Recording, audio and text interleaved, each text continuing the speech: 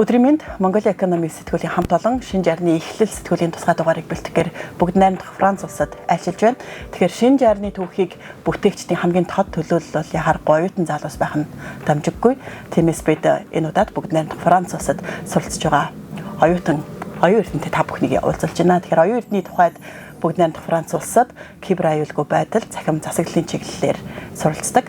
Тэгэхээр өөрийгөө манай үзэгчдэд уншигчдад танилцуулахгүй тийм ээ. Яг хизээ Франц улсад ирэх хэдгээр курс ямар сургууль сурч байгаа гэдгээс эхлээд.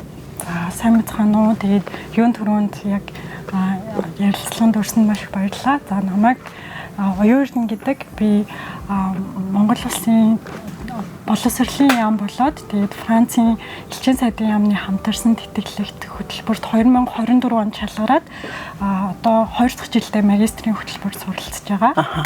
Надад чиний суралцж байгаа мэргэжлийн чиглэл бас их сонирхолтой санагдаж байна л да. Цахим засаглал, цахим бодлого, за кибер аюулгүй байдал гэдэг ч тийм ээ. Тэгэхээр яг энэ чиглэлээр Франц улс өөрөө бас яг дэлхийн аль түвшинд явдаг юм бол магадгүй чи бас яг энэ улсад суралцж байгаа болохоор судалж үзсэн байх.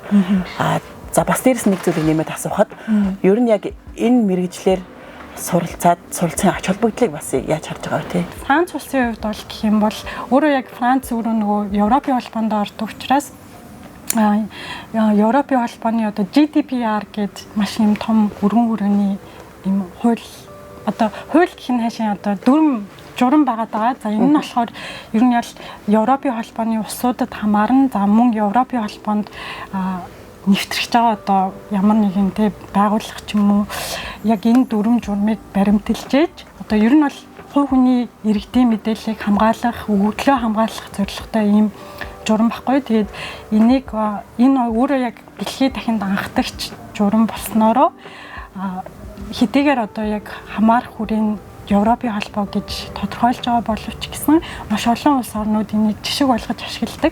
За Монгол улсын хувьд ч гэсэн яг нөгөө хувь хүний иргэний одоо эрхийг хамгаалах тухай хууль яг энэхүү GDPR-аас санаа үлгэр авч батлагдсан гэж тодорхойлж болно тийм. Тэгэхээр ер нь бол Европын холбоонд бол хувь хүний мэдээллийг айгүй өндөр түвшинд хамгаалдаг. Орчин үед одоо шинэ газрын тос шиг одоо үн цэнтэй зүйлийг өгдөл буюу дата гэж тодорхойлоод байгаа шүү дээ.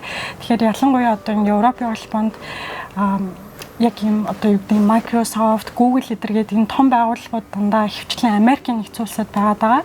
Тэгэхээр энэ том компаниуд яг хэрэглэгчдийн эрхийг одоо хэрэглэгчдийн датаг бол яг яаж тэг ашиглаж зохицуулж байгаа гэдгийг одоо хуульчилсан гэж одоо тодорхойлох юм уу. Тэгээ хэрвээ энийг зөрчсөн тохиолдолд бол маш өндөр хэмжээний торгуулалтай байдаг учраас Европын холбоонд нэвтэрч байгаа одоо юм байгууллагууд, энэ том компаниуд бол яг үнийг заавал дагаж мөрдөх юм шаардлага үүсдэг.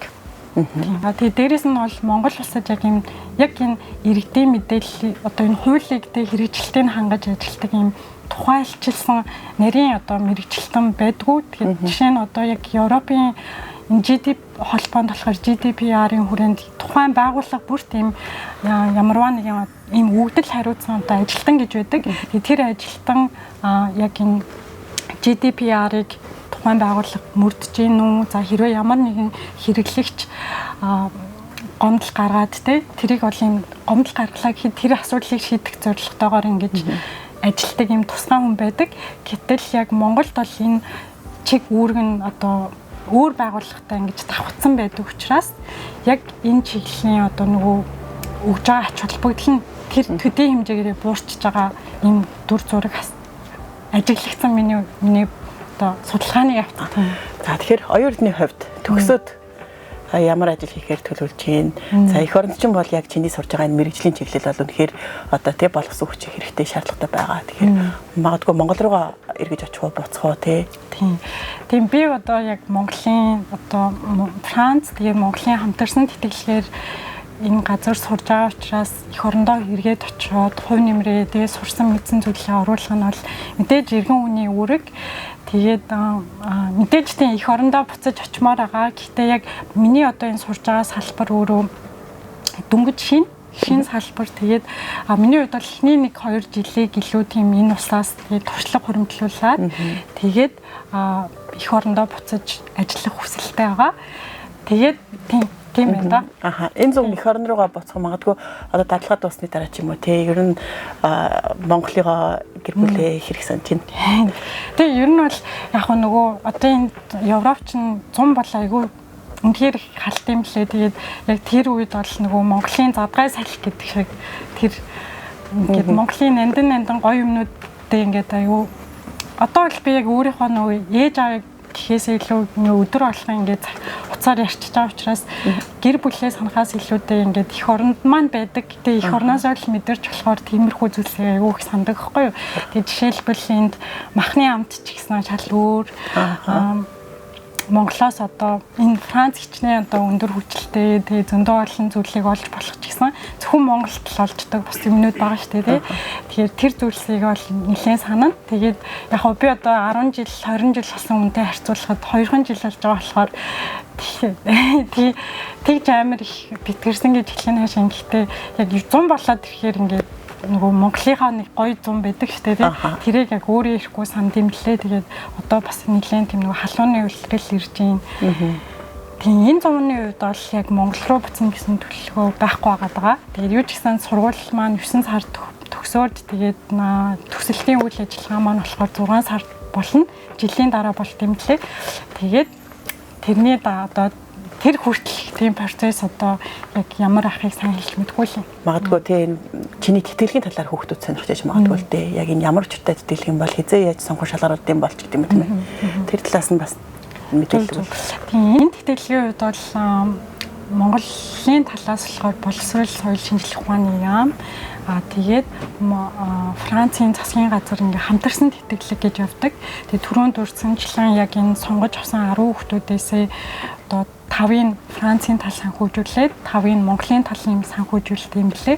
За тэгээд ер нь бол гол үндсэн шаардлага бол мэдээж энэ бол яг магистрийн түвшинд сонгон шалгаруулж байгаа тэтгэлэг учраас бакалаврын оюутнуудад бол хамаарахгүй гэсэн үг. Тэгээд ер нь гол үндсэн шаардлага нь бол мэдээж хэлний шалгуур хоёрт гэх юм бол тухайн одоо Франц устаа ямар нэгэн элсэж орох жоо тэр их сургуультай тэнцсэн гэсэн тэнцсэн гэдгээ батлах хэрэгтэй. Тэгжээж одоо өргөдлөлүүдээ нөгөө элчин сайдын одоо яамны жил болгоны миний санджаагаар бол 3 сард зарлагддаг санагдаж байна. Тэгээд илгээгээд тэгээ ер нь бол бусад тэтгэлгүүдийн үйл явцтай нэлээд ижилхэн.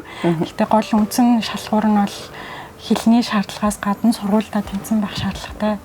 Тийм тэгээд ер нь бол миний бодлоор энэ тэтгэлгийгт хүүхдүүдээ одоо юу ч гэсэн ингээд зарим хүмүүс ч яг нөгөө дотроо өөрөөсөө ингээд эмээгээд явуулдаггүй шүү дээ тий.